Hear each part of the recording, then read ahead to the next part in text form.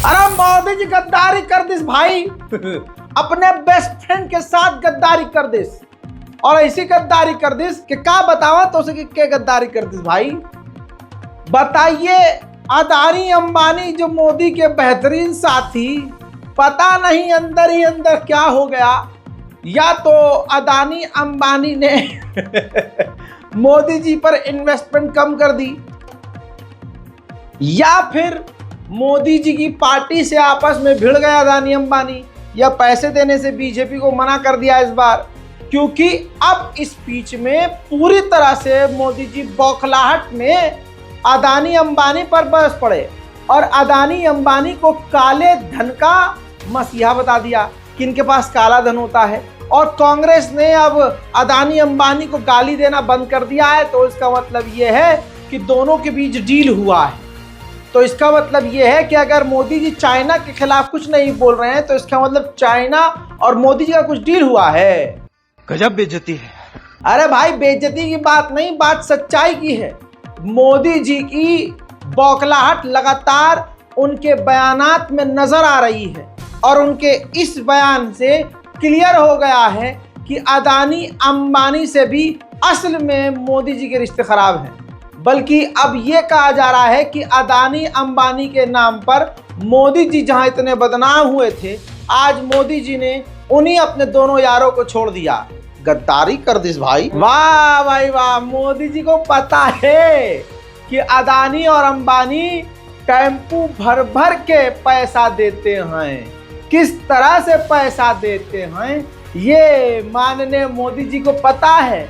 मोदी के चेहरे पर जो हवाइयाँ उड़ रही हैं, ये जो मोदी जी की आंखें बाहर आ रही हैं, ये बौखलाहट जो आवाज़ में थरथराहट सुनाई और दिखाई दे रही है, साफ जाहिर है मोदी जी को अपना भविष्य अंधकार में नजर आ रहा है। एक ही माला जपते थे, 5 उद्योगपति, 5 उद्योगपति, 5 उद्योगपति। फिर धीरे धीरे कहने लगे अंबानी अडानी, अंबानी अडानी, अंबानी अडानी। 5 साल से। लेकिन जब से चुनाव घोषित हुआ है, इन्होंने अंबानी अडानी को गाली देना बंद कर दिया। मैं आज तेलंगाना की धरती से पूछना चाहता हूं,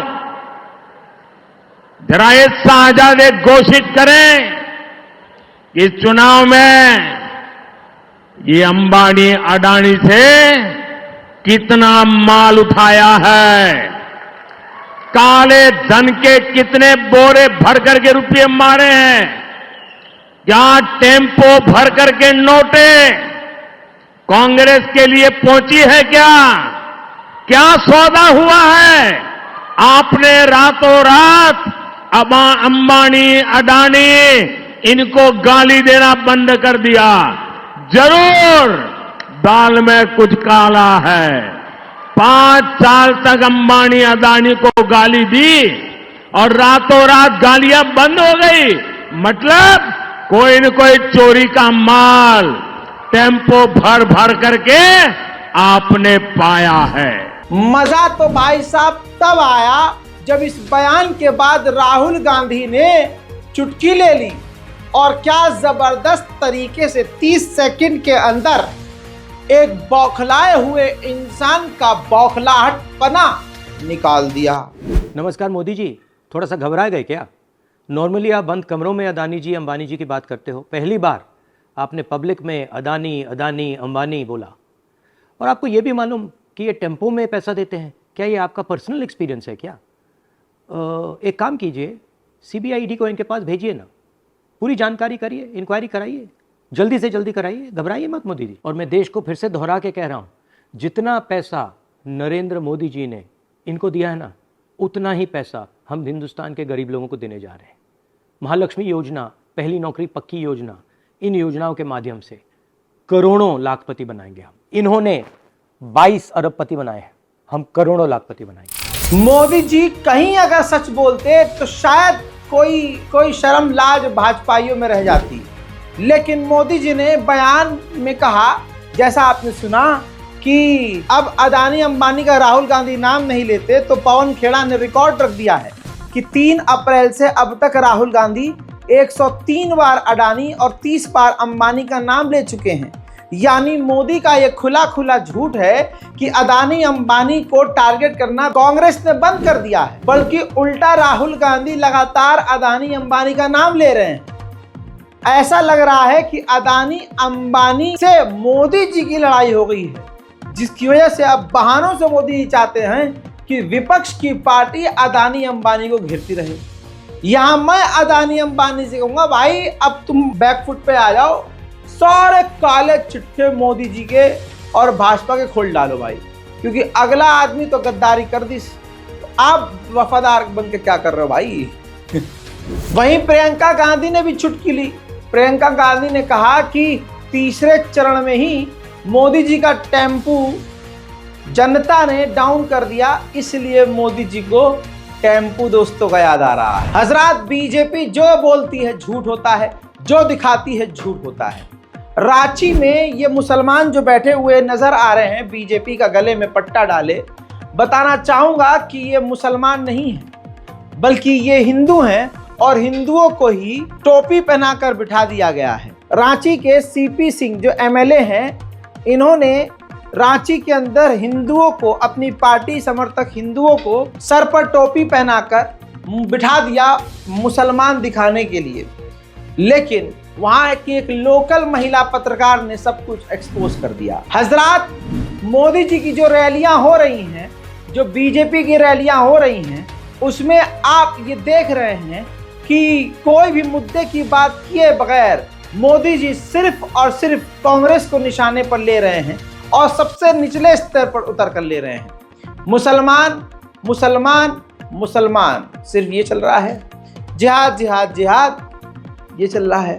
और मुसलमानों को सब कुछ दे देंगी कांग्रेस पार्टी, मुसलमानों को हिंदुओं का अधिकार दे देंगी, डराया जा रहा है।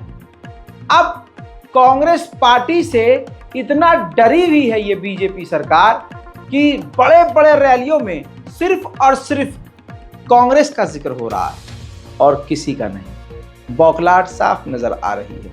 देखिए, पूरी कांग्रेस पार्टी भारत की संस्कृति और विरासत से कट चुकी है। कांग्रेस जड़ों से एकदम कट चुकी है। कांग्रेस के मन में हमेशा विभाजनकारी सोच रहती है। कांग्रेस का माइंडसेट ही देश को टुकड़ों में देखने का हो गया है और इसलिए ही कांग्रेस के नेता कभी भारत को एक राष्ट्र मानने से इनकार करते हैं, तो कभी देश को बांटने की बात करते हैं।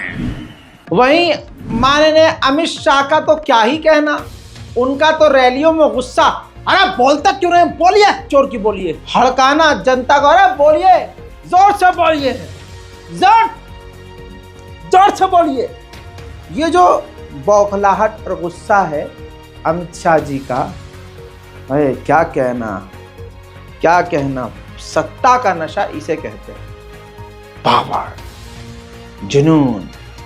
दोस्तों, सपा को निशाने पर लेते हुए अमित शाह जी कह रहे हैं कि वो ऐसी पार्टी है न जीतने पे आती है न हारने पे आती है। चलिए भैया, इस बार जीतने दीजिए, हम देख लेते हैं कि सपा वाले आते हैं कि नहीं आते जीतने के बाद।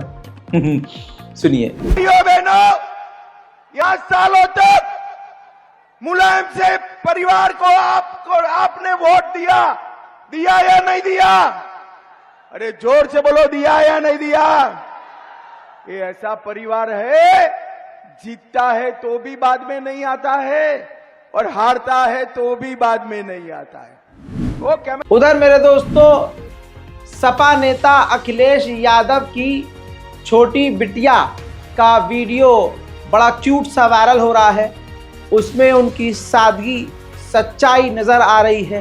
टेलीप्रॉम्प्ट के जरिए नहीं, अपनी पार्टी के लिए, चुनाव के लिए वो प्रमोशन कर रही हैं, कैंपेन कर रही हैं, और जो सादगी से उन्होंने अपनी बात रखी है, उस सादगी की इस वक्त जनता फैन हो गई है। तो चुना, मेरी मम्मी को यहाँ से सांसद चुना और मेरे पिताजी को भी चुना और आगे भी चुनेंगे।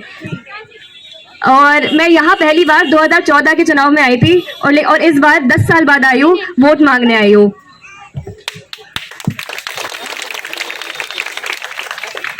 2003 की समाजवादी सरकार में यहाँ पे मेडिकल कॉलेज स्थापित हुआ और 2012 की सरकार में paramedical college, cancer institute, cardiology centre और इंजीनियरिंग कॉलेज स्थापित हुआ। बहुत सारे विकास के योजनाएं यहाँ पे लागू हुई और इसी विकास को आगे बढ़ाने के लिए मेरा आप सबसे निवेदन है कि आप 13 तारीख को समाजवादी पार्टी को वोट दीजिएगा और भारी बहुमत से जिताइएगा। उधर यूपी के फतेहपुर सीकरी के बीजेपी विधायक ने अपने ही लोगों के साथ बगावत कर दिया और अपनी ही पार्टी को छोड़कर फरार हो गया और ऐसा लग रहा था कि अपने बेटे को निर्दलीय चुनाव लड़ाएंगे। ये अटकलें चल रही थी तो भैया तस्वीर ये सामने आ गई कि अखिलेश यादव के साथ उनकी ये फोटो वायरल हो गई, जिससे लग रहा है कि अब बीजेपी का जो बागी विधायक है वो सब कुछ छोड़ छाड़ के हाथ थाम सकता है सपा का। मेरे दोस्तों, यूपी मैनपुरी की तस्वीर अगर आपको दिखाऊंगा दिमाग चकरा जाएगा। ये देखिए, ये चुनाव करवाने वाले अधिकारी हैं जिनकी ड्यूटी लगी थी चुनाव करवाने की। इनको सरकार ने न गाड़ी दी है न यातायात का कोई साधन दिया है। ये चुनाव आयोग की व्यवस्था है। यूपी के मैनपुरी में चुनाव कराकर अधिकारी बिना वाहन पैदल जा रहे हैं और अधिकारियों के साथ ईवीएम मशीन भी है। अब जरा ध्यान से देखिए, अगर यही ईवीएम मशीन रास्ते में इनसे डकैती मारकर हड़प ली जाती है तो जिम्मेदार कौन होगा? ये चुनाव सिर्फ एक मजाक है, जीतेगा तो मोदी ही, ये हर इंसान जानता है। आएगा तो मोदी ही और जीतेगी भाजपा, क्योंकि जो मशीन है ना, ईवीएम मशीन, वो पूरी तरह से हाईजैक हो चुकी है। गुजरात के ईवीएम मशीन को और पूरे पोलिंग बूथ को कई घंटों के लिए अपनी जेब में रख लिया था बीजेपी नेता के बेटे ने। चुनाव आयोग वैसे भी गुफा में सो रहा है। ऐसे में आइए ये भी बता दूं कि खेल क्या हुआ। बंदा बूथ पर जाता है और कई घंटे तक वो चुनावी मशीन के साथ, ईवीएम मशीन के साथ खड़ा रहता है। हत्ता कि बेखौफी और बेहूदगी और गुंडागर्दी की ये इंतहा कि वो इंस्टाग्राम पर बहुत देर तक लाइव रहता है। आइए ये हाल है, देख लीजिए। इसके बाद अपने दिल पर हाथ रख के बताइएगा कि कौन जीतेगा। क्या न्याय हो रहा है? ईमानदारी से चुनाव हो रहा है? बीजेपी लीडर का बेटा विजय भाभोर पूरा ईवीएम सिस्टम हैक कर लिया, पूरा वोटिंग बूथ हैक कर लिया। अब देखिए अपने साथियों के साथ किस तरह से वो ये भी कहता हुआ नजर आया कि ईवीएम मेरे बाप का है। मजा लीजिए दोस्तों।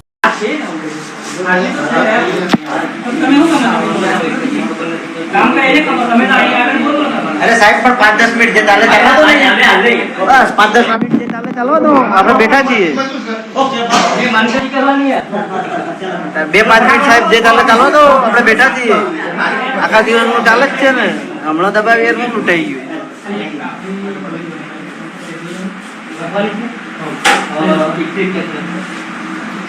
ચાલવા તો આવી રીતના ના ચાલે બીજેપી જ ચાલે પતિ की बात मैं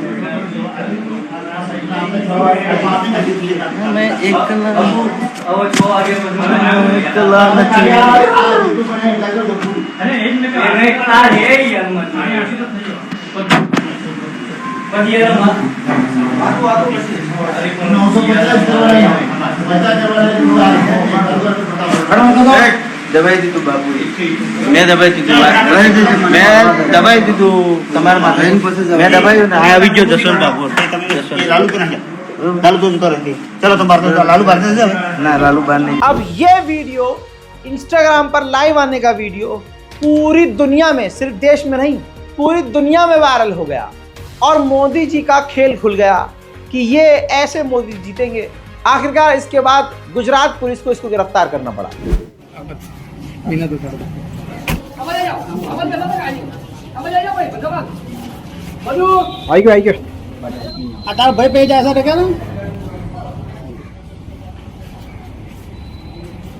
પોલીસોનું બોર્ડ હાથે લઈ લો બારા વાદો ભાઈ એમને હવે આખું પોલીસોનું બોર્ડ કપાઈ છે મારી પાસેથી યાર।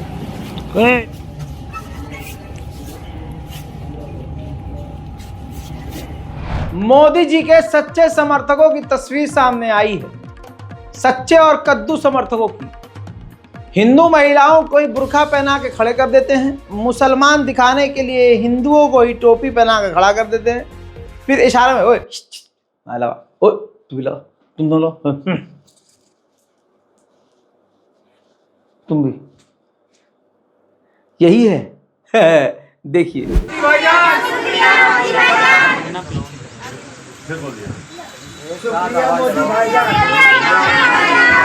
मजदूरी है ना खाई है, मजदूरी है ना खाई है। वाह क्या एक्टिंग कर रहा है। उधर कर्नाटक में 2 चुनावी अधिकारियों के हार्ट अटैक आ जाने से मौत हो गई। हार्ट अटैक के किस्से इतने ज्यादा बढ़ चुके हैं कि अब गलियों गलियों में मौत हो रही है और मौत की वजह अब साफ हो गई।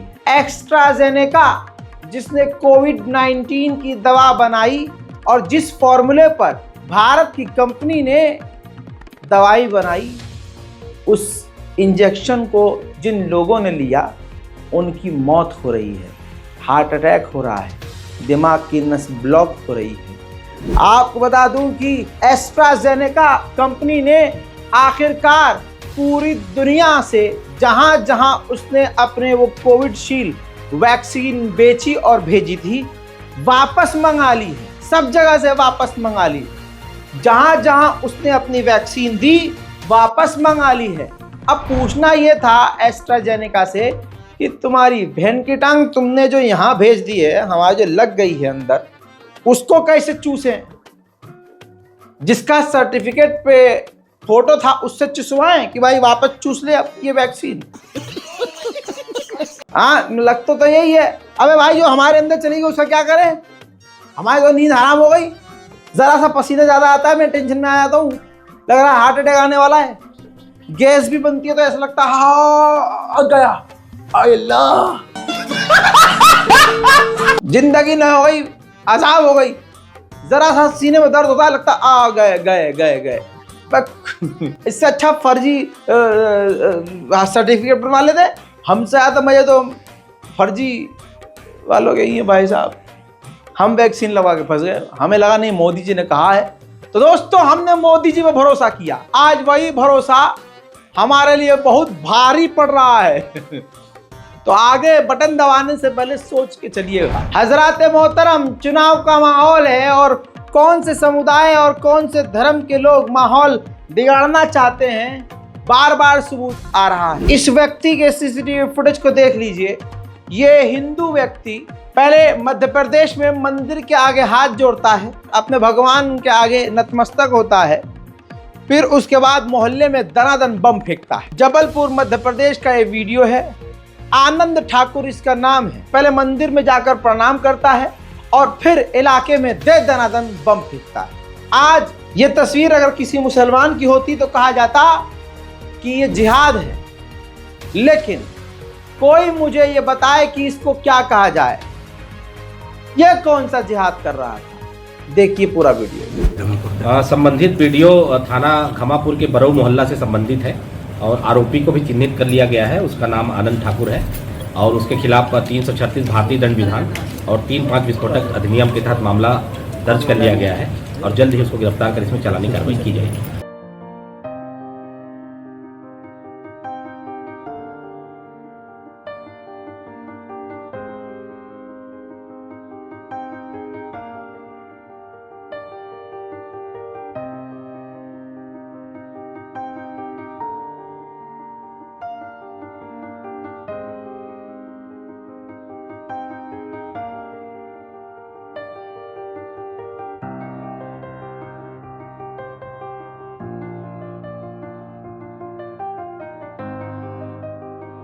दोस्तों, दिल्ली दंगे के आरोपी जो आम आदमी पार्टी के नेता थे, बता दूं नाम जिनका ताहिर हुसैन है, उम्मीद करता हूं ये नाम सुना होगा, उनको कोर्ट ने जमानत दे दी है, शर्तों पर जमानत दी है कि आप देश बिना कोर्ट को बताए नहीं छोड़ सकते। और दोस्तों, इस ताहिर हुसैन का पहले ही साथ आम आदमी पार्टी छोड़ चुकी है। बस ये भी आपको समझना है कि बुरे वक्त में कौन सी पार्टी अपने लोगों को पकड़ती है और कौन सी पार्टी बुरे वक्त में अपने लोगों को छोड़ देती है। ओपी इंडिया, बीजेपी, आरएसएस जैसे फंडिंग से कट्टरवादी, जी हाँ, हिंदू कट्टरवादी फेक न्यूज फैलाने वाली वेबसाइट अब मुसलमानों की नौकरियां भी छीन रहे हैं। इस खबर को मैं रिपोर्ट कर चुका हूं, लेकिन आज आपके सामने फाइनल अपडेट दे रहा हूं। इस मुस्लिम महिला के साथ क्या हुआ है, परवीन शेख के साथ, समझिए। फिलिस्तीन पर पोस्ट लाइक करने पर, फिलिस्तीन के समर्थक वाली पोस्ट लाइक करने पर मुंबई के एक बड़े स्कूल की प्रिंसिपल परवीन शेख को बर्खास्त कर दिया। हिंदुत्व और फर्जी खबरें फैलाने के लिए प्रसिद्ध वेबसाइट ने की थी रिपोर्टिंग। उस वेबसाइट का नाम है ओपी इंडिया। यानी अब मुसलमानों को तो वैसे मोदी जी नौकरी देने से इनकार कर रहे हैं, अब जो पढ़ लिख कर मुसलमान नौकरी पर जाता है और अच्छा पद हासिल करता है, अब ये एक नया टूल बन गया है जो बीजेपी आईटी सेल के द्वारा चलने वाली फर्जी वेबसाइटें हैं जो लगातार दिन रात नफरत फैलाती हैं। अब वो ऊंचे पदों पर बैठे हुए मुसलमानों की एक्टिविटी को दुनिया के सामने आतंकियों की तरह पेश करके उनकी नौकरी खाएंगे। बीजेपी की हकीकत सभी जानते हैं, बस कोई बोलता है और कोई नहीं बोलता। बोलने वालों में बहुत कम लोग हैं और बाबा की कैटेगरी तो 99.99% ऐसी है जो बीजेपी के कर्मकांड को छुपाती है। लेकिन एक बाबा ऐसे हैं जो बिना किसी से डरे हक बात बोल रहे हैं। ज्योति मठ शंकराचार्य ने खुला क्लियर हिंदुओं को बोल दिया है कि धिक्कार है तुम पर कि तुम वोट उसी को देते हो जो खुद गाय को माता बोलते हैं फिर कटने देते हैं। मुसलमान अगर गाय को माता बोलेंगे तो अपनी मां को कटने देंगे क्या? जो कंपनियों को बीफ काटने वाली, बीफ बेचने वाली कंपनियों को सपोर्ट करते हैं और बीफ एक्सपोर्ट करने वाली कंपनियों से चंदा लेते हैं, तुम उन्हीं पार्टी को, उन्हीं के लोगों को वोट देते हो। तुम्हारे ही बीच में ऐसे लोग हैं जो गाय माता का सौदा करते हैं। ऐसी खरी खरी सुनाई है कि मजा ही आ गया है। धिक्कार है, थू है ऐसे हिंदुओं पर जो एक तरफ तो गाय को मां भी कहते हैं और दूसरी तरफ उनको काटने वालों को वोट भी देते हैं और आनंद से रहते हैं। ये बताओ, तुम कहते हो मुसलमान अच्छे नहीं होते, लेकिन मुसलमान जिसको माता कहेगा क्या उसको कटने देगा? तुम कहते हो ईसाई अच्छे नहीं हैं, क्या कोई ईसाई जिसको माता कहेगा उसको कटने देगा? उसके मांस का व्यापार करेगा, थैली भरेगा उससे? ये तुम हो, तुम माने तुम्हारे बीच के ही लोग हैं और उनमें तुम भी सम्मिलित हो, क्योंकि तुम भी आंख बंद किए हुए हो, अपने आप को हिंदू कहते हो और जिसको मां कहा जाता है उसके मांस को बेच करके व्यापार कर रहे हैं।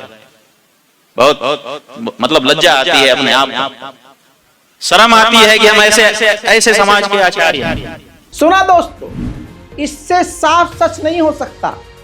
दूसरी तरफ हिंदू समुदाय के लोग इस वक्त पूरी तरह से मुसलमानों को भड़काने का काम कर रहे हैं और शासन प्रशासन अपनी चुप्पी साधे चुप रहकर उनको सपोर्ट कर रहा है। सोशल मीडिया पर देखिए, इस तरह की बात अगर मुसलमान समाज का व्यक्ति लिखे तो यूपी पुलिस क्या करेगी आप सोच नहीं सकते। विजय कुमार नाम का एक हिंदू कट्टरवादी जहरीला शख्स लिखता है कि अब्बू पढ़े कलमा खोल के बैठी सलमा, अब्बू हुए हैरान सलमा भी परेशान, हाय रे कुरान। फिर अगले पोस्ट में लिखता है जो मुल्ले आज तक अल्लाह की तस्वीर नहीं बना पाए वो हिंदुस्तान में कहते हैं कि हमने कुतुब मीनार ताजमहल बनवाया है, हलाला हवाला डाबर। दोस्तों, अब हिंदुओं से ही एक बात मैं कह दूं कि इन तमाम तुम्हारी घटिया बातों का जवाब मुसलमानों के पास ऐसा है कि तुम्हारे 2-3 देवताओं का नाम और तुम्हारी 2-3 प्रथाओं का नाम लेकर सिर्फ अगर मुसलमान जवाब दे दे तो तुम्हारे ऐसी ऐसी जगह आग लग जाएगी कि तुम सालों साल तक बरनौल लगाते फिरोगे। लेकिन हमें हमारे इस्लाम ने सिखाया है, कुरान में अल्लाह हमें हुक्म दे रहा है कि तुम दूसरे के झूठे खुदाओं को कभी नीचा ना दिखाओ, वरना वो तुम्हारे सच्चे खुदा का अपमान करेंगे। सिर्फ इस वजह से मुसलमान खामोश रहता है। अब यूपी पुलिस न इस पे कार्रवाई करेगी विजय कुमार पर, न विजय कुमार जैसों के खिलाफ कोई एक्शन लेगी। अगर मुसलमान इशारों इशारों में कुछ बोल दे तो भाई साहब उसको 7वें आसमान से यूपी पुलिस निकाल लेगी। लेकिन क्या कहें, मुसलमानों की गलती यह है कि हम बिल्कुल नॉर्मल हो गए हैं। हमारे हुजूर को कोई आके गरिया देता है तो हमें फ़र्क नहीं पड़ता है, हमारे अल्लाह को, इस्लाम को, मस्जिद को कोई आकर कुछ कह दे हम पे फ़र्क नहीं पड़ता है। उधर वो झूठा इल्ज़ाम लगाकर बवाल काट देते हैं। मुसलमानों में सबसे अच्छी चीज़ ये है, तंजिया मैं कह रहा हूँ, भूल जाते हैं। जैसे सलमान अजहरी साहब को तो ऐसे भूल गए मुसलमान जैसे सलमान अजहरी नाम का कोई शख्स ही नहीं था। सलमान अजहरी इजराइल को निशाने पर लेकर बिना इजराइल का नाम लिए एक शेर पढ़ गए। उस पर एक हिंदू समर्थक संगठन के लोगों ने उसको खूब रिट्वीट कर दिया और पुलिस ने गिरफ्तार कर लिया। सलमान अजहरी साहब के साथ क्या होगा और क्या हो रहा है किसी को नहीं पता, न मुसलमानों को फिक्र है। और मुसलमान कहते हैं आज के कि अगर हम करबला में होते तो हम तो शहीद हो जाते, हम तो ये कर लेते वो कर लेते, या हम हुजूर पाक सल्लल्लाहु अलैहि वसल्लम के साथ होते तो हम उनके साथ लड़ते, हम उनके लिए कुर्बानियां देते। और आज ये जो मुसलमान कहते हैं, ये बड़ी बड़ी बातें कहते हैं, वो अपने आलिम दीन उलमाओं को, उनके लिए हक बयानी करने वाले लोगों को यूं भूल जाते हैं। बताइए आपकी लिस्ट में कितने लोग ऐसे हैं जो सलमान अजहरी को अभी याद कर रहे हैं? कोई नहीं है। मेरे दोस्तों, यूपी के फतेहपुर में एक लड़की ने, साक्षी ने 95% से ज्यादा मार्क्स गेन किए और बेहतरीन 95% नंबर लाई। स्कूल में टॉप करने के लिए 95% में उसे 3 नंबर और एक्स्ट्रा चाहिए थे। अगर 3 नंबर ज्यादा आते तो वो स्कूल की टॉपर हो जाती। पता नहीं कौन सा प्रेशर था कि सिर्फ 3 नंबर कम होने की वजह से 95% से ज्यादा नंबर होने के बावजूद साक्षी ने सुसाइड कर लिया। जितने नंबर साक्षी तुम लेकर आई थी उतने में 4 लौंडे जश्न मनाते हैं पास होकर। खैर, हो सकता है घर वालों का प्रेशर हो, या हो सकता है घर में ऐसा माहौल बना दिया हो कि भाई अब हमारी बिटिया तो स्कूल टॉप करेगी, स्कूल टॉप करेगी, पहले से प्रेशर में डाल दिया हो। और फिर लड़की गिल्ट में आ गई हो कि यार पास होना और फर्स्ट डिवीज़न लाना बड़ी बात नहीं थी, हमको तो फर्स्ट आना था, स्कूल टॉप करना था, क्योंकि माता पिता ने प्रेशर बनाया होता, माता पिता ने जगह बोला था। देखिए, मैं मोटिवेशन के लिए एक बात बताता हूँ। ऐसे बहुत सारे बच्चे हैं, मैं अपनी कहानी बताता हूँ। 10th स्टैंडर्ड में 43% मार्क्स थे मेरे। कितने बच्चों? 43, 43%। अंग्रेजी में और विज्ञान में, साइंस में, यकीन कीजिए कुछ नहीं लिख के आया था मैं। क्वेश्चंस को जबरदस्ती ब्लैक पेन से उतारा था और उसी क्वेश्चन को ब्लू पेन से और अच्छे स्टाइल में लिखकर आंसर के तौर पे डिजाइन में लिख दिया था। एक झलक में ऐसा लग रहा था कि सबसे ज्यादा मैंने ही आंसर शीट भरी है। जैसे भी किया, एक नंबर शायद मुझे उसके मिल गए होंगे राइटिंग के, राइटिंग मेरी बहुत अच्छी थी उस वक्त। तो कहने का मकसद यह है कि क्लास का सबसे नालायक बच्चा था मैं, लेकिन ड्राइंग, आर्ट और खेल में मैं अच्छा था। और क्लास का सबसे बुरा स्टूडेंट और बैक बेंचर तुम्हारा ये भाई था। घर वालों को कोई उम्मीद नहीं थी कि जिंदगी में कभी कुछ कर पाऊंगा, न घर में इज्जत, सुबह शाम गालियां हैं, कुत्ता भी ज्यादा इज्जत पाए, ऐसी इज्जत थी भाई साहब मेरी, मतलब थी नहीं। दोस्त यार मजाक उड़ाते थे। क्लास का मॉनिटर शैतानी करने वाली लिस्ट में ब्लैक बोर्ड पर सबसे ऊपर मेरा नाम लिखता था। हमारी क्लास की लड़कियों में जो टॉपर थी भाई उसका अलग भौकाल, लड़कों में जो वरुण टॉपर था उसका अलग भौकाल, सबसे नीचे भाई हम थे। आज ऐसा नहीं है कि यूट्यूबर वाली लाइफ बता रहा हूं, ना ना ना ना, मैंने मेडिकल किया। जब 10वीं क्लास में झटका लगा तो पूसा पॉलिटेक्निक से एंट्रेंस किया, एंट्रेंस एग्जाम भरे और दिमाग और दिल पर इतनी चोट लग चुकी थी कि यार 43% नंबर आ गए। माँ बाप का उड़ा हुआ चेहरा, वो डांट नहीं रहे थे, मार नहीं रहे थे, बस मुझसे बात नहीं कर रहे थे। दिल में वो पहली चोट लगी। उसके बाद अंदर का ज़मीर जागा, थोड़ी सी मेहनत करी, सिर्फ 30 दिन की मेहनत। 31वें दिन एग्जाम दिया, 15,000 रैंक आई पूसा पॉलिटेक्निक में। उसके बाद मेरे पास ऑप्शन ही ऑप्शन थे, मैं कुछ भी सिलेक्ट कर सकता था। बड़े आराम से अपनी पसंद से माँ बाप से पूछकर, जो कल तक अब्बा हमसे बात नहीं करते थे, हमारे अब्बा काउंसलिंग के लिए खुद ही पहुंच गए कॉलेज और उन्होंने बोला कि मेडिकल में एडमिशन लो। मन नहीं था मेडिकल में एडमिशन लेने का, लेकिन मैंने मेडिकल में ले लिया एडमिशन, मेडिकल लैब टेक्नीशियन। यहाँ अल्हम्दुलिल्लाह बहुत पढ़ा लिखा बच्चा हूँ मैं, लेकिन मैं आपको एक उम्मीद दे रहा हूँ कि आप अगर वालिदैन हैं तो बच्चे पर प्रेशर मत बनाइए। ऐसा प्रेशर मत बनाइए कि आप अपना बच्चा खो दें। अगर आपको लगता है कि आपका बच्चा नालायक है, तो जो सबसे नालायक बच्चे होते हैं ना, वो सबसे ज़्यादा क्रिएटिव होते हैं, क्योंकि नालायकी करने के लिए ना सबसे ज़्यादा ख़तरनाक दिमाग की ज़रूरत पड़ती है।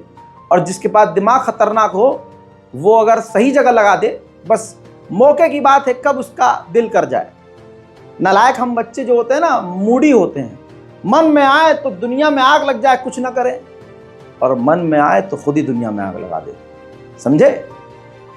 मेडिकल लैब टेक्नीशियन कंप्लीट किया। कंप्लीट करने के फाइनल सीजन में ये लग रहा था मुझे कि 6 सेमेस्टर में मुझे ये लगा कि मुझे ये नहीं करना था, लेकिन अब्बा की मोहब्बत में कर लिया, अब्बा की खुशी रख ली मैंने। और ऐसा नहीं, माइक्रोबायोलॉजी, हिमेटोलॉजी, एनाटॉमी, फिजिक्स, सब में 98%, 95% मैं लेके आया था, ताकि माँ बाप को लगे कि हाँ ठीक है हमारा बच्चा हो गया, एक झटका लगा, हो गया, सही हो गया। वो पास किया, चुपके से जॉब करने लगा। उस जॉब से जो सैलरी मिलती थी उससे चुपके से मैंने जर्नलिज्म में एडमिशन लिया। हफ्ते में सिर्फ 4 क्लासें हुआ करती थी। सुबह 7 बजे पर क्लास लेने पहुंचता था, 9 बजे वहाँ से फ्री होता था, 10:30 बजे अपनी जॉब पर पहुंचता था, रात को 9 बजे फिर घर में घुसता था। आप समझ रहे हो, एक नालायक, सबसे बुरा, स्कूल का सबसे नालायक स्टूडेंट था मैं।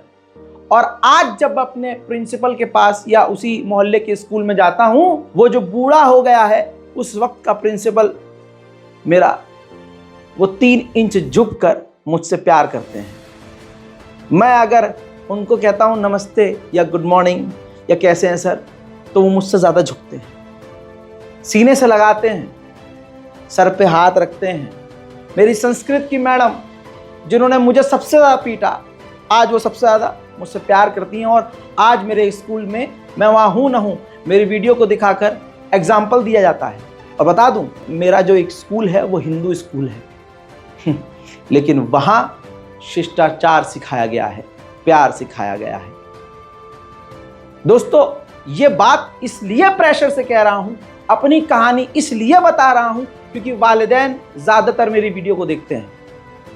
अपील है, अपने बच्चों की नालायकी पर ये मत जज कीजिए कि ज़िंदगी में कुछ नहीं करेगा, कब दिमाग उसका पलट जाए, कब क्या कर ले, याद रखिएगा। तो बच्चों से भी ये कहूँगा कि अगर आपका पढ़ाई में मन नहीं लग रहा है और आप बस पास हो रहे हैं, तो इसका मतलब ये नहीं है कि तुम बेकार हो।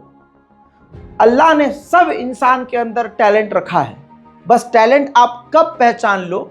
हमारी नानी थी, हमेशा कोसती थी हमको, इतनी ज़बान चलती है इसकी, इतनी ज़बान चलती है, इतनी ज़बान चलती है, ये मैं मामा को बोलती थी मेरी कि ये तुम्हें बर्बाद कर देगा, इतना फाजिल बोलता है, इतना फाउल बोलता है, इतना फर्जी बोलता है, सर में दर्द कर देता है। सारा दिन पाट पाट पाट पाट पाट पाट, हर चीज़ में जहाँ एक जवाब देना होता है यहाँ 5 जवाब दे देता है ये। बचपन से यही था। हमारी नानी हमारी अम्मा को भड़काती रहती थी, तुम्हारा लड़का बड़ा नालायक है। और आज हमारी अम्मा कहती हैं उनसे, नानी से, कि देखो अम्मा, जिस चीज़ की तुम बुराई कर रही थी, लपर लपर बोलता है, आज लपर लपर करके ही पैसा कमा रहा है। मुंहफट पहले भी था, आज भी है। कल आप गालियां इसको बक रहे थे, आज ये सबको बक रहा है सच बोल रहा है। तो देखिए, नालायक बच्चों की वैल्यू होनी चाहिए। मैं नालायक ही था, हो सकता है आज भी हूं बहुतों की नजर में, लेकिन बच्चों को प्लीज प्रेशर में मत डालो, मत डालो भाई, मत डालो।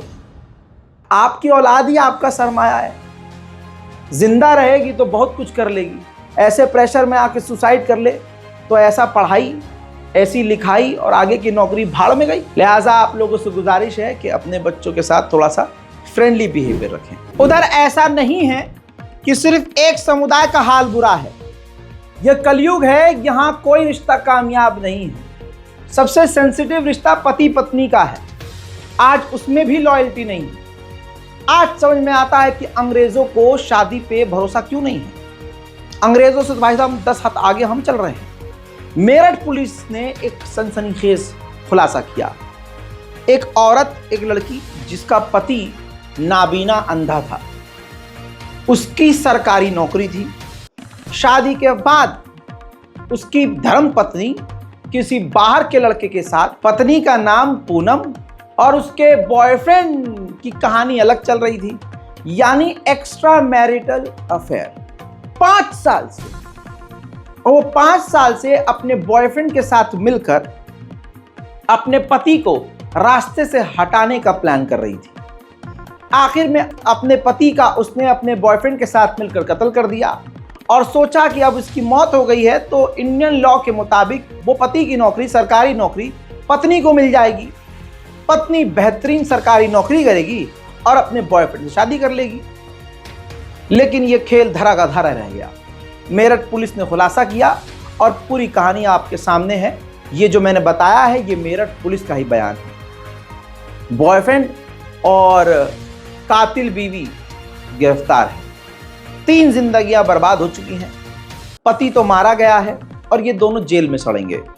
हालात ऐसे हैं कि इस दौर में जहां हम रील देखकर पागल हो जाते हैं, वो फर्जी रील, प्यार मोहब्बत की रील लड़कियां भेजती हैं अपनी सहेलियों को, अपने बॉयफ्रेंड को कि काश तुम ऐसे होते का। अरे भैया, लड़कों को कुछ नहीं चाहिए, लड़कों को वफा चाहिए। लड़कियों में देखा जा रहा है, देखिए मैं अगेंस्ट किसी के नहीं हूं, लेकिन क्योंकि खबरों में रह रहा हूं तो मैं आपको क्या क्या बताऊं कि क्या क्या देखना पड़ रहा है। सच बोल देता हूं तो लोगों को बुरा लग जाता है। केस देखिए ना आप कैसे कैसे हैं। ऐसी चीजें आ रही हैं कि लड़की बेहतरीन की तलाश में बेहतर को छोड़ रही है। हमारा रिलेशनशिप कामयाब तो बाद में, बहुत दूर की बात है। यहां शादियां कामयाब नहीं हो रही हैं, और ऐसा नहीं है कि मुस्लिम समाज में कहीं भी शादियां कामयाब नहीं हो रही हैं। समझ में नहीं आ रहा, मुंह में गाली आ रही है मेरे, क्या कहूं। प्यार किसी और से होता है, ससुरी शादी किसी और से होती है, बच्चे किसी और के होते हैं। यह हकीकत है। समाज में आसपास देखिए आप, ये समाज हमारा भाई। उधर देखिए यूपी के संत नगर का एक और मामला। साली को अपने जीजा से ही ससुरा इश्क था। बताइए अब क्या करें। मतलब बहुत मन में आ रहा है, इसलिए थोड़ा पॉज ले रहा हूं कि नहीं भाई ये नहीं बोलना ये नहीं बोलना है। साली को अपने जीजा से इश्क, जीजा को अपनी साली से इश्क। साली का रिश्ता किसी और से लड़के से होता है, कोई और लड़के से हो जाता है। उस लड़के का नाम संतोष कुमार था। घर वालों ने रिश्ता कर दिया। अब लड़की ये नहीं बता सकती कि हम अपने जीजा के साथ जो है गुरछल्ले उड़ा रहे हैं। क्या करेगी? तो उसने अपने होने वाले पति से कहा, संतोष कुमार से, कि देखिए हम अपने जीजा से प्रेम करते हैं, लिहाजा तुम अपनी साइड से मना कर दो रिश्ते के लिए। हम मना नहीं कर सकते, वरना लोग हम पे शक करेंगे। वो मर्द इसकी मोहब्बत में इतना दीवाना, यही तो मर्द है भाई। नहीं होती हमें मोहब्बत तो कुछ भी करो फर्क कद्दू नहीं पड़ता। और हो जाए इश्क तो सामने वाली कितनी भी गुनाहगार हो, साथ खून करके खड़ी हो, पता है कि सारी जिंदगी इसकी तिहाड़ में निकल जाएगी, तब भी ससुरा मर्द कहेगा नहीं यार आई लव यू, भाड़ में यार दुनिया पर सब तू ही चाहिए। अब संतोष कुमार ने कहा नहीं, मैं मना नहीं करूंगा, मैं तुमसे प्यार करता हूं, तुमसे ही शादी करूंगा, तुम उससे करो प्यार, किसी से भी करो, मैं तुमसे करूंगा। साली और जीजा को लग गई आग, अच्छा हमारे रास लीला में ये कौन सी जबरदस्ती है। भाई प्लानिंग करी, संतोष कुमार को बुलाया, जीजा साली ने मिलकर संतोष कुमार उस लौंडे को कत्ल कर दिया और लाश उठाकर सड़क पर फेंक दी ताकि एक्सीडेंट लगे। लेकिन यूपी पुलिस का धन्यवाद कि उसने इन्वेस्टिगेशन सही तरीके से किया और जांच पड़ताल के बाद ये पूरा कच्चा चिट्ठा खोलकर सामने रख दिया। जो कहानी मैंने आपको बताई है ये यूपी पुलिस ने ही खोली है। अब बताइए, लड़कियां कहती हैं हम बहुत सेंसिटिव होते हैं, इतना सेंसिटिव नहीं होना होता है कि जीजा से लग जाओ और फिर कत्ल भी कर दो। मुझे पता है ऐसे केस में आपके सामने रख रहा हूं तो लड़कियां मुझसे नफरत करेंगी, कर लो नफरत, जिसे मोहब्बत होगी भाई वो तो करेगी, 10 नहीं चाहिए। सुनो मेरी बात, पीलीभीत उत्तर प्रदेश का एक मामला, देखिए इस केस को इसलिए आगे रख रहा हूं आपके कि पता चले कि आजकल नाबालिग नहीं है। जो मैं कहता हूं कि अभी लड़कियां ठीक से उगती नहीं हैं, काम सारे हो जाते हैं। आप खाली इंस्टाग्राम पर आइए, सोशल मीडिया पर देखिए, लड़की अभी बीच से बाहर नहीं आई। लौंडे ऐसे भी हैं जिनके शरीर में अभी सारी जो चीजें हैं वो उगी नहीं है, ठीक से बाहर नहीं आई हैं, लेकिन वो औकात से बाहर आ जाते हैं। यूपी के पीलीभीत में एक 16 साल की लड़की का बॉयफ्रेंड था, साहिम। 16 साल की लड़की का बॉयफ्रेंड था। ये मेरे लिए ब्रेकिंग न्यूज है भाई। 16 साल की उम्र में, मां की आंख, मुझे ये नहीं पता था कि गंगाधर ही शक्तिमान है। मैं दोनों को अलग समझता था कि गंगाधर अलग है और शक्तिमान अलग है। बाद में पता चला 24 साल की उम्र में नहीं है, ये दोनों एक ही कैरेक्टर थे, वो डबल रोल करता था बंदा। बताइए, 16 साल की उम्र में हमारी अम्मा ने तो हमको ये डराया हुआ था कि बेटा लड़की को चूम लो तो लड़की प्रेग्नेंट हो जाती है। हम 10 साल तक डर में रह गए, अच्छा ऐसा होता है क्या। और आज देखो भाई साहब, 16 साल की श्री राम की लड़की, बताइए, साहिम के साथ रिलेशनशिप में थी। अचानक से आशिकी में पड़ी इस लड़की ने अपने बॉयफ्रेंड शाहिम को एक रात टाइम दिया कि इस टाइम घर पे कोई नहीं होगा, रात को आ जाना। अब ऐसे में लौंडा पीछे क्यों रहा है भाई साहब।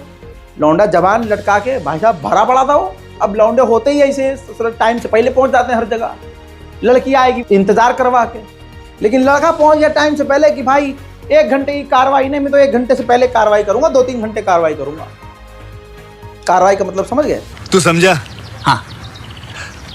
नहीं तू समझा नहीं। चलो जो नहीं समझा वो पोगो देखो, जो समझ गया उनको कुछ बोलने की जरूरत ही नहीं है। अब शाहिम भाई साहब पहले पहुंच गए। ये यूपी पुलिस का बयान है। यूपी पुलिस को उसने पूरी कहानी बताई है शाहिम ने कि मैं 1 घंटे पहले पहुंच गया। जो टाइम श्री ने मुझे दिया था, श्री के टाइम देने से पहले 1 घंटे पहले पहुंच गया उसके घर। जब मैं उसके घर पहुंचा तो मुझसे पहले मेरी गर्लफ्रेंड के साथ 2 लड़के थे उसके साथ। और देखिए क्या कर रहे थे ये मैं नहीं बताऊंगा, वो भी देखिए। 16 साल की लड़की, नाबालिग श्री 2 लड़कों के साथ थी अपने घर में, बेडरूम में। अब शाहिम ने देखा ये क्या, वो लड़के भाग गए देख के शाहिम को। अब शाहिम ने पूछा उससे, भाई शाहिम कंट्रोल से बाहर। शाहिम ने आओ देखा नताओ, मर्डर कर दिया अपनी गर्लफ्रेंड का। गलत किया। मैं आपको समाज में जो चल रहा है वो बता रहा हूं कि बालिग नाबालिग अब कुछ नहीं भैया। अभी बच्चे और बच्चियां उगी नहीं होती हैं और काम सारे हो जाते हैं। कत्ल कर दिया, इल्जाम लगा था सिपाही पे, कोई हवलदार था राजकुमार, उस पे इल्जाम लगा था। तो सिपाही पर इल्जाम पता है क्यों लगा? क्योंकि जो लड़की श्री मरी, श्री की जो बेस्ट फ्रेंड थी उसका वो बॉयफ्रेंड सिपाही था। तो इल्जाम लगा होगा भाई सिपाही ने कुछ करने की कोशिश करी होगी, तो बहरहाल इन्वेस्टिगेशन हुई तो सिपाही बेकसूर निकला और शाहीन पकड़ा गया। शाहीन पर जब प्रेशर डाला तो शाहीन ने वो कहानी बताई जो अभी पूरी कहानी मैंने आपको बताई, ये हुआ था। अब बताइए क्या है हमारा माहौल देश का, हमारे समाज का। लड़का ऑब्वियसली नाम से मुसलमान लग रहा है और शीरी जो है, शीरी भी मुसलमान लड़की लग रही है। यह हमारे देश का हाल है। और एक बात और बोल देना चाहूँगा कि सिर्फ बुर्का पहनना ज़रूरी नहीं है कि अगर कोई लड़की बुरखे में जा रही हो तो आप सोचो ओ हो बुरखे में तो बहुत, बुरखे वाली तो और कर्म कांड कर रही है भैया। बुरखे के नीचे चड्डी बनियान पहना हुआ है, बुरखा तो कहीं बाहर जाके मोहल्ले से उतर जा रहा है। अब चल रहा भैया उनका कांडा। घर वाले कह रहे हैं हमारी बिटिया देखे, हमारी बिटिया पूरी ऊपर से हिजाब पहन के जाती है, दस्ताने तक पहनती है, पूरा खाली आंखें दिखती हैं। अरे मैडम, आंखें सिर्फ आपके मोहल्ले में दिखती हैं, बाहर तो आंख मुंह कोई देखता ही नहीं है, क्योंकि सब कुछ बाहर दिखा रही होती है। पूरे मोहल्ले से बाहर वेस्टर्न ड्रेस, आगे से सब कुछ खुला, ये कुछ भी पहने लड़की, उससे आपत्ति नहीं, लेकिन धोखाधड़ी, फर्जीपना, नंगपना, ये हमारे समाज में गंद की तरह फैल चुका है। और इसका जो सोर्स है वो हमारे घर में शैतान लगा हुआ है ना, टीवी। अब मैं उन लड़कियों को बता देता हूँ, घर में जो तुम्हारा टीवी लगा हुआ है ना, उसमें जो हीरोइनें आती हैं, मॉडल्स आती हैं ना, वो खुद भी अपनी असल ज़िंदगी में इतनी नंगी नहीं रहती जितनी वो स्क्रीन पे होती हैं। समझो, वो भी अच्छे कपड़े ढंग के पहन के रहती हैं, ठीक ठाक, इतनी नंग नहीं होती हैं जितना। तो तुम टीवी के ड्रेस को फॉलो करके नंगी हो जाती हो, तो देखो ये तुम पर इफेक्ट करेगा। तो देखो, ये हम हिंदुस्तान में रह रहे हैं, भारत में रह रहे हैं। ना हिंदुज्म में इस तरह का कोई कल्चर है नंगे रहने का, ना मुसलमानों में नंगे रहने का कल्चर है, ना तुम यूरोप में हो, ना लंदन पेरिस में हो। और कम से कम वफादारी तो रखो, और यार एक टाइम पर एक को रखो। ये मेरी अपील है रज़ाग्राफी के जितने मेल व्यूवर्स हैं, सबकी तरफ से आज महिलाओं से अपील है कि तुम्हारा मन अगर शादी करने का नहीं भी है तो यार एक टाइम पर एक इंसान से बातचीत रखो, ये नहीं कि एक टाइम पर 4 से। क्यों भाई, क्यों किसी का दिल दुखाना, क्यों किसी के दिल से खेलना। मेरे दोस्तों, आज आपको ये अच्छा नहीं लग रहा होगा रज़ा भाई क्या बोल रहे हैं, लेकिन ये एक समाज में ना बहुत गंदा और बहुत ख़तरनाक टॉपिक है, जिस पर ना हमारे आलिम दीन बोल सकते हैं, ना मिंबर से ये बोलने वाली बात है, और समुदाय में हमारे बीच में कोई ऐसा बंदा नहीं है जो ये बात बोले। क्योंकि ये बात अगर कोई बोलेगा तो लड़कियां किलस जाएंगी, और वुमेन एम्पावरमेंट के नाम पर लड़कियां गालियां बकना शुरू कर देंगी सामने वालों को जो ऐसा बोल रहा है। लेकिन मैं सिर्फ अल्लाह से डरता हूँ। जब मैं मोदी जी से, भाजपा से, इजराइल से, फ्रांस, जर्मनी, ब्रिटेन से नहीं डरा, यूरोपीय यूनियन के कानून से नहीं डरा, तो मैं इन लौंडियों से डरूंगा क्या? सच बोल रहा हूँ। जो लड़की ईमानदार होगी, जिसके दिल में सच्चाई होगी, मैं यहाँ धर्म की बात नहीं कर रहा हूँ, जो लड़की वफा वाली होगी वो मेरी बात से एग्री करेगी, वरना मार्केट में बेवफाओं की कमी थोड़ी ना है। चलिए, जय हिंद।